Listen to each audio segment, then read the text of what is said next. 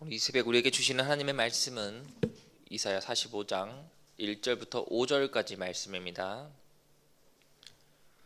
이사야 45장 1절부터 5절까지 말씀, 우리 한 절씩 봉독하신 후에 마지막 5절은 함께 읽도록 하겠습니다. 제가 먼저 읽겠습니다. 여호와께서 그의 기름 부음을 받은 고레스에게 이같이 말씀하시되, 내가 그의 오른손을 붙들고 그 앞에 열국을 항복하게 하며 내가 왕들의 허리를 풀어 그 앞에 문들을 열고 성문들이 닫히지 못하게 하리라. 내가 너보다 앞서가서 험한 곳을 평탄하게 하며 논문을 쳐서 부수며 쇠빗장을 꺾고 내게 흑암 중에 보화와 은밀한 곳에 숨은 재물을 주어 내 이름을 부르는 자가 나 여호와 이스라엘 하나님인 줄을 내가 알게 하리라.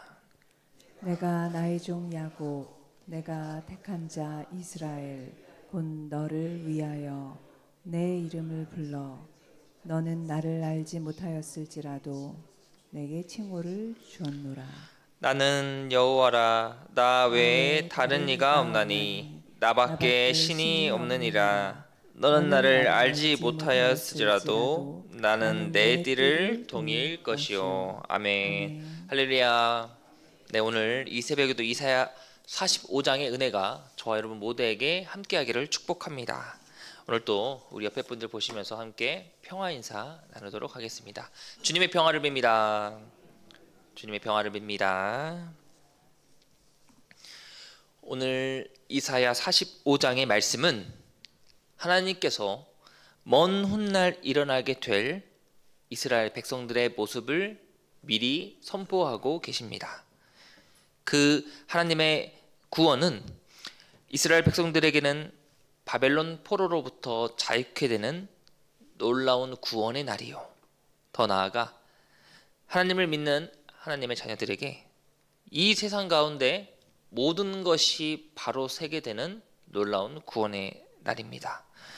오늘 이사야 45장은 우리에게 어떠한 교훈을 주는지, 우리가 이 말씀을 통해서 어떠한 모습으로 나아가야 하는지 말씀을 더 살펴보도록 하겠습니다. 1절에 여호와께서 그의 기름 부음을 받은 고레스에게 이같이 말씀하시되라고 합니다. 여러분, 먼저 이 고레스라고 하는 왕은요, 이 바로 바벨론 왕국을 무너뜨린 왕입니다. 네. 이 고레스는 바사의 왕, 오늘날의 이란을 가리키고 있습니다.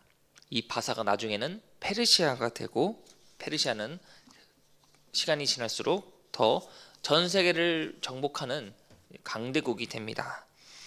당시 고레스 왕이 있는 바사는 그들 스스로는 절대로 바벨론을 꺾을 수 없는 나라였습니다. 그런데 이 바사라고 하는 위에 메데라는 나라가 있었습니다. 이 메데라는 나라는 항상 바벨론을 침략할 계획이 있는 나라였습니다. 우리가 혼자 해서는 안 되니 바사 고레스 왕에게 우리 함께 바벨론을 칩시다 라고 제안을 하였지만, 이 고레스 왕이 거절을 하였습니다. 그래서 이 고레스 왕이 바벨론을 침략을 안 한다고 하니 메데 왕은 화가 났고요. 그래서 그는 자신의 장수 하르파고스 장군을 보내어 이 고레스 왕을 치라고 합니다. 그런데 이 명령을 받은 하르파고스 장군이 바사로 가지 않습니다. 왕의 명령을 저버리고 오히려 이 바사왕 고레스하고 이렇게 함께 합한 나라가 되었습니다. 그래서 이 결국 메데라는 나라는요, 바사와 함께 나라가 순식간에 합쳐져 버리게 되었습니다. 메데라는 나라를 손쉽게 얻은 이 고레스 왕은 이제 바벨론을 치게 되었습니다.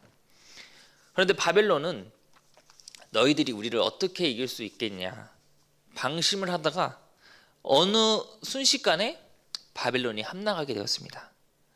순식간에 이 고레스 왕이 바벨론까지 손쉽게 점령을 하게 되었다는 상황. 거기에 대해 성경은 이 고레스 왕에게 여호와께서 기름 부으셨다라고 합니다. 고레스 왕에게 기름 부어 주셨기 때문에 고레스는 순식간에 바벨론까지 손쉽게 얻을 수 있었다라고 합니다. 1절에 보시면 허리를 푼다는 것은 무장을 해제하는 것을 가리키고 있습니다. 1절에 중요한 것이 있습니다. 1절에 지금 보시면 내가 그의 오른손을 붙들고 내가 왕궁의 허리를 풀어, 이 말은 하나님이 함께 하신다라는 뜻을 가리키고 있습니다. 인간적인 눈으로 봤을 때는 고레스가 대단해서 바벨론까지 얻은 것처럼 보이지만 실제로는 여호와 하나님이 함께 하셔서 고레스가 강대국 바벨론을 이기게 되었다는 사실입니다. 3절에 내게 흑암 중의 보화와 은밀한 곳에 숨은 재물을 주어 내 이름을 부르는 자가 나 여호와 이스라엘의 하나님인 줄을 내가 알게 하리라 라고 합니다. 보화는 보화인데요, 흑암 중에 있는 보화라고 합니다. 그러면 사람의 눈으로는 쉽게 찾을 수가 없습니다. 은밀한 곳에 숨은 재물을 주어, 은밀한 곳도 우리가 쉽게 찾을 수가 없습니다. 하지만 은밀한 곳도, 흑암 중에 있는 보화도 아시는 분이 있으니 그것은 바로 하나님이십니다. 하나님께서 흑암 중의 보화와 은밀한 곳에 숨은 재물을 주시는데 누구에게 주시는가? 바로 여호와 하나님을 부르는 그 자에게 하나님께서 흑암 중의 보화와 은밀한 곳에 숨은 재물을 주신다입니다. 여러분, 우리 권투 아시죠? 이 권투를 우리가 한번 떠올려 보시기 바랍니다. 두 선수가 이제 결투를 합니다.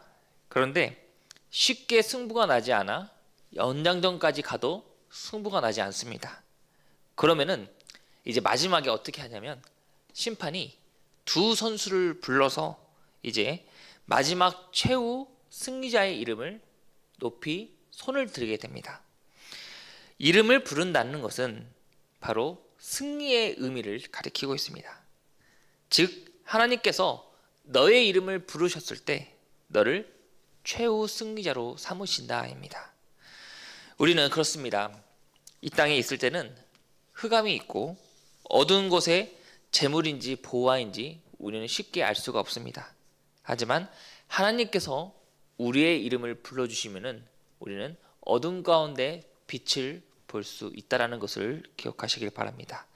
4절에 내가 나의 종 야곱, 내가 택한 자 이스라엘 곧 너를 위하여 내 이름을 불러 너는 나를 알지 못하였을지라도 내게 칭호를 주었노라 합니다. 고레스를 승리자로 만든 이유가 있습니다. 그것은 하나님께서 바로 내 백성 내 이스라엘을 위해서였습니다. 하나님의 도움으로 바벨론을 점령한 고레스는 자신의 힘으로 이룬 것을 알았습니다. 그렇기 때문에 그는 훗날 이스라엘 백성들을 풀어주었고요. 그리고 이러한 고레스 왕의 배려 덕분에 마침 이스라엘 백성들은 바벨론 포로로부터 자유케 되었습니다. 오늘 이사야 45장의 5절에서 7절까지 반복되는 것이 있습니다. 그것은 무엇이냐면 나는 여호와라 다른 이가 없느니라입니다. 나는 여호와라라는 말이 이사야 45장 5절부터 7절까지 반복이 됩니다. 즉 고레스가 아니라는 것을 강조하면서 나는 여호와라 하나님이 하셨다라는 것을 오늘 이사야 45장에는 강조하고 있습니다. 하나님께서 함께 하시면은 인간의 눈으로 봤을 때는 도저히 불가능한 것도 하나님께서는 이루신다는 사실입니다. 그러면서 8절에는 이렇게 말하고 있습니다. 하늘이여 위로부터 공의를 뿌리며 구름이여 을을 부을지어다. 땅이여 열려서 구원을 싹트게 하고 공의도 함께 움돋게 할지어다. 나 여호와가 이 일을 창조하였느니라입니다. 하나님께서는 어떠한 분이실까? 사람만 움직이신 것이 아니라 하늘이여 하늘을 움직이시다는 겁니다. 구름도 움직이시고요. 땅도 움직이게 하시는 여호와 하나님이십니다. 그러면서 8절의 마무리를 나 여호와가 이 일을 창조하였느니라 라고 맺고 있습니다. 이렇게 우리 하나님은 사람뿐만 움직이신 것이 아니라 모든 것을 움직이셔서 결국 구원을 이루시는 여호와 하나님이십니다. 말씀 마치겠습니다. 오늘 말씀은 고레스 왕이 손쉽게 메대를 물리쳤고요. 그리고 강대국 바벨론까지 점령하게 되었습니다. 하지만 오늘 성경은 무엇을 강조하느냐? 고레스가 뛰어나서 바벨론을 점령하는 것이 아니고 하나님이 함께 하셔서 이스라엘 백성들에게 놀라운 구원을 이루셨다입니다. 우리 하나님은 이처럼 사람뿐만 아니라 이 땅의 이 만물 가운데 모든 것을 움직이시고 계획하시고 주관하시는 여호와 하나님이십니다. 오늘 이 말씀을 통해서 우리가 깨달아야 될 사실은 오늘도 우리 가운데 역사하시는 분은 바로 하나님이시구나라는 것을 기억하시길 바랍니다. 우리 하나님은 땅도 구름도 모든 것을 움직이게 하십니다. 우리가 때로는 그렇습니다.